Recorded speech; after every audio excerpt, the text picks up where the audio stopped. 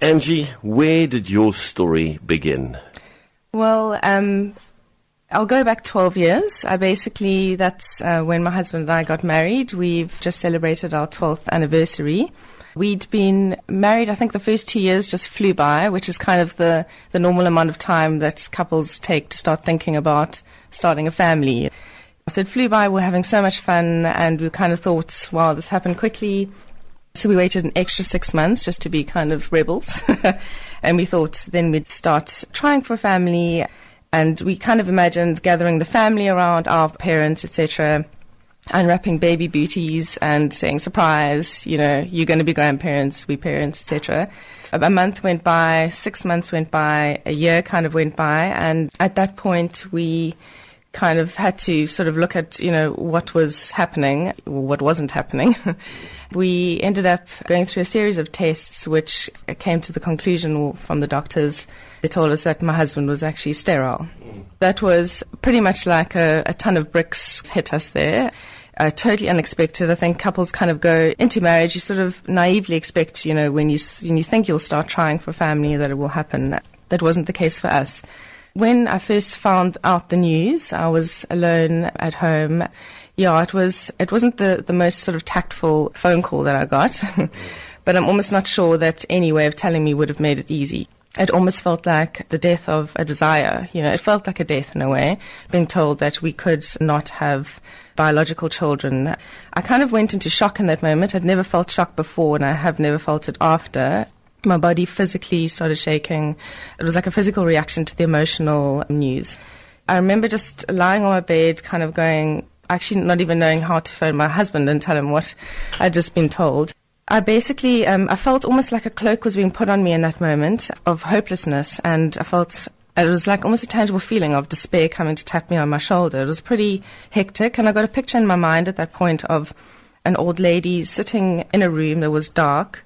She was isolated and alone. It was like a picture of me in the future, which was put into my head. And I know that is totally opposite to everything that God is, and I know where that picture came from.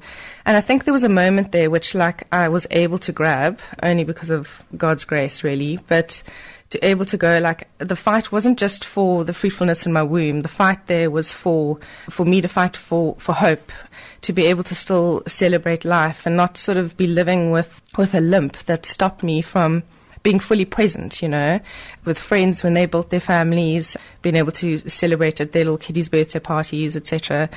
It can almost isolate you. I think people can often even kind of exclude you from things, thinking that it's painful. But our friends and family were incredibly sensitive, and even probing when it was good to probe us, and kind of they included us in everything, gave us the option, But I'm sort of jumping ahead there. So in that moment, I really had to actually look up and say, Jesus, I need you right now. I need you to help my heart to arise, I need your hope. Because at that point, he was the only sure thing. Everything else felt uncertain. I think Hebrews 16 verse 9 really stood out as a verse in that time, where he encourages us to hold fast to the hope set before us, sure and steadfast anchor for the soul. And I think that's the thing, is that my husband and I were anchored in the truth prior to this, and that's something that helped us to not flounder around when the storm hit us, which it was a storm.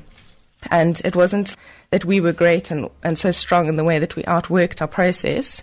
It was that God was strong, and we literally just clung to him, As I see you talking, Angie, I see immense emotions that are still stirring inside. Yeah. And what you went through was very real then, and you're still going through it. I think the emotions of that time were strong. It was a whole course direction change in my life. But I feel like it was such a sweet time with God as well, and what he put into me and into us as a couple is something that I feel I really want to share. I feel like that's where my emotion comes from a place of, this isn't just a story that is our story. I feel like I can share hope in how we almost conquered infertility. Again, not because we were great, but because of being able to hold on to God. And he gave us hope. And we really went through, in that valley, some of the sweetest times. We had a room in our house, which was kind of like, we called it the sanctuary prayer room, where we just prayed. And it ended up becoming our daughter's bedroom later on. But it was amazing. So it was almost like a baby room to be. But I think we were also just aware of not making our every prayer about children, because we had to ask ourselves the question, would we be okay if we never had children? It was a hard question to ask. We had to face those kind of things head on. Was our purpose bigger than just our desire to be parents, which was a very real and strong desire?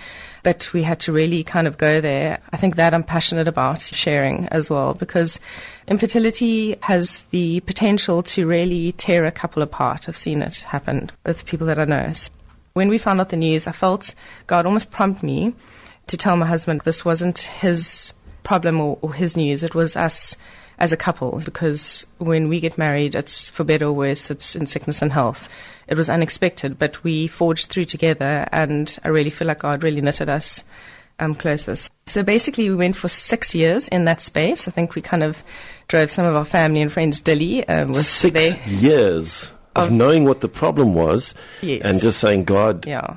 So we were given 2 options initially. It was adoption or a sperm donor.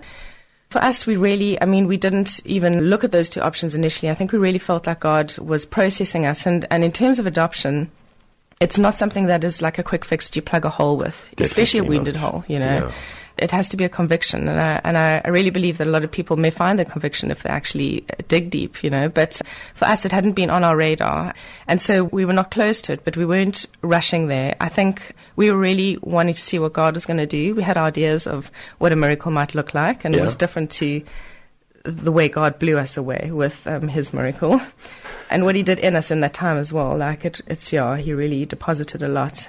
So during those 6 years, we literally prayed, we waited. There was nothing visible that we were doing on the outside. Inside, a lot was happening in terms of our God and prayer, etc. We prayed through the night at times as well. And then we felt like God really opened our hearts to adoption after 6 years. Often things happen with my husband and I at the same time, so that's often a confirmation, you know, like our hearts are open, we'll have a conversation, it's like, wow, we're both feeling this. And we'd opened the door previous and we'd never both felt. The sequence of events that led us to one particular social worker were pretty miraculous. It could look like a whole lot of coincidence sort of together, but there was a lot, and we really felt... God incident is what I call it, a God incident. No, totally. It was absolutely that. I mean, I won't go into the details because my story will go on forever, but it was just amazing. And we were led to the social worker. We just knew. We filled out our paperwork. It was a lot of hoops you jump through, but we actually did it so exciting because I feel like there was an anticipation and an expectation in our hearts that God is moving us closer to family, to our children. After handing in all our information, it was a 7th-month wait. We didn't know. We didn't know if we'd wait 10 years, but we kind of just felt an expectation. We got a phone call one morning. My husband was at home. He hadn't gone into work early like he usually does. We were having a coffee, and we suddenly the words, it kind of redeemed that original phone call. The words were, birth mother has chosen you, your baby girl has been born, and you can come fetch her. Yeah. This will be emotional. I might cry. Yeah, you're welcome to cry. This afternoon. Yeah. So we had pretty much like a prayer room, but there was no baby stuff in this. And we hit Baby City like no one ever has. I think when we dropped a few G's with that trolley at the checkout counter, the lady was like, don't you want to wait for a baby shower? And friends came round. They lent us stuff. It was just like, we got messages and stuff from people far and wide. Like, I think we just realized how many people, even those that we sort of acquaintances we didn't know, were really sort of aching with us during that time, you know, and praying for us. So there was just a huge celebration, and we went and fetched our little girl that afternoon, drove home with her in the car, and we picked out a name for her already. And it was just, I mean, I feel, I can't believe this is my story. And I mean, our families were just overjoyed. She's like the sparkiest little live wire, full of character little girl that you've ever met. Yeah. Just it's been an incredible journey. I think at the moment we're kind of in the thick of parenting. We also have a son. His story is pretty radical as well, and how he came to us. God pulled a second rabbit out the hat, which we had not. And what's his name? His name's Jake. Jake. Yeah. And your daughter? Zoe. Yeah. Oh, you know, we were totally fulfilled with our daughter. We kind of hadn't expected necessarily to have a second child. We desired it, but, you know, we kind of felt like, wow, we'd had our miracle was so amazing in terms of this little girl and how we bonded as a family immediately. It was about a year later that, and we're just over, that I was listening to a podcast by James Dobson, actually, and he mentioned something about a snowflake baby, and I was like, what is a snowflake baby? And basically, it was, if you want to Google it, if you Google James Dobson snowflake adoption or embryo adoption, and basically a snowflake baby is an affectionate term for an embryo that has been frozen post an IVF process. So basically, when couples choose to go through IVF, the egg is fertilized, the baby starts developing up to about 5 days in the embryonic stage, and then it gets transferred into the mother, and when they want to have baby number 2, etc., they actually freeze the viable original embryos and they thaw them. It's crazy to even think that life begins, the baby starts developing, and then at day 5 it's frozen in time for up to, I mean, there's embryos that are, I think, like 10 or 20 years, if I'm correct. Still, I think the longest one that's been frozen is that long, that that a viable baby came out from that. So that's crazy. I can't even try to get my head around that. But the reality is, around the world, there are hundreds and thousands of embryos that are frozen. And when couples complete their families, those embryos they basically often do get discarded. James Dobson was instrumental in the first ever embryo adoption in America, and since then adoption agencies have actually sprung up all over America to facilitate this process. In South Africa, we're not there at all yet. I think couples who go through IVF aren't even really almost counseled into what does it mean if you have multiple embryos remaining? That's life that has begun. You know, if you're coming from a place of really believing that life is precious, that God puts value on our lives, and where does conception start? So basically, there, you know, I won't go through our route again. It's like a whole nother story. Again, as you say, God incidences led us to a specialist who we'd actually seen about 5 years prior, from a hormonal point of view, to see if there was any kind of ways that we could work, if it was a hormonal thing, which it wasn't.